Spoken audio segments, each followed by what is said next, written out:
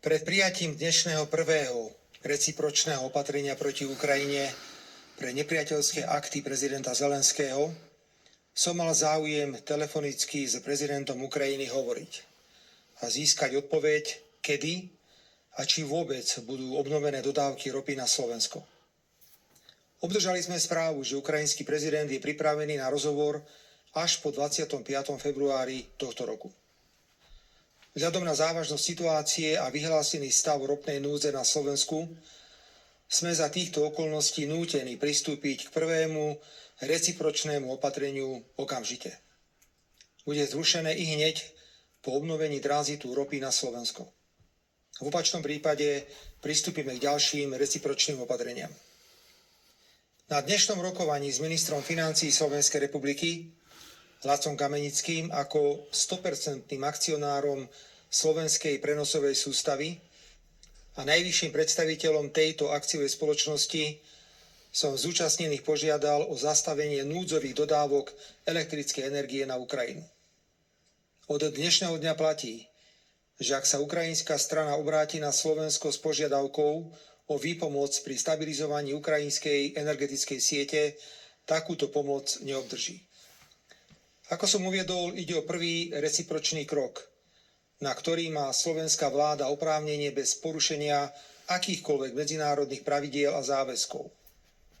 Pokiaľ bude ukrajinská strana pokračovať v poškodzovaní záujmov Slovenska v dodávke strategických surovín, slovenská vláda prehodnotí aj doterajšie konštruktívne postoje k členstvu Ukrajiny v Európskej únii a pripraví ďalšie opatrenia.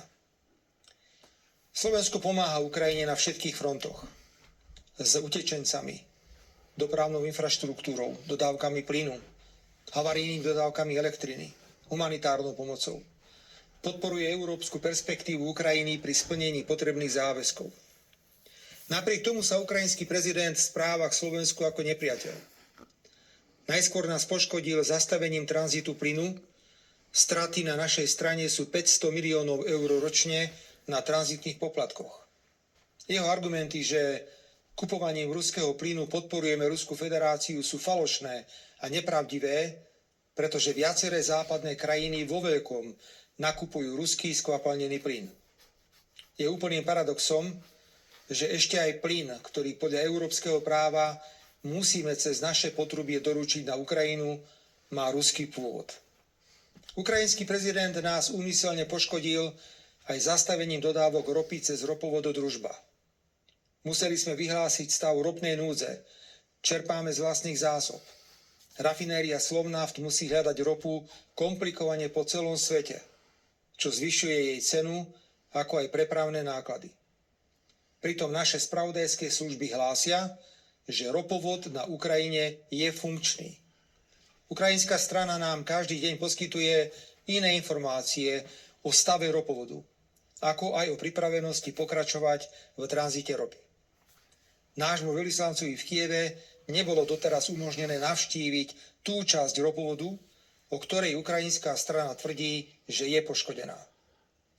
Zastavenie toku ropy je čisto politické rozhodnutie s cieľom vydierať Slovensko v medzinárodných postojoch k vojne na Ukrajine. Slovensko je suverénna krajina a vydierať sa nedá. Chápeme ťažkú situáciu Ukrajiny. Tá však neoprávňuje ukrajinského prezidenta na takéto neseriózne a nepriateľské útoky proti Slovensku, ktoré ho poškodzujú finančne a spôsobujú mu vážne logistické ťažkosti.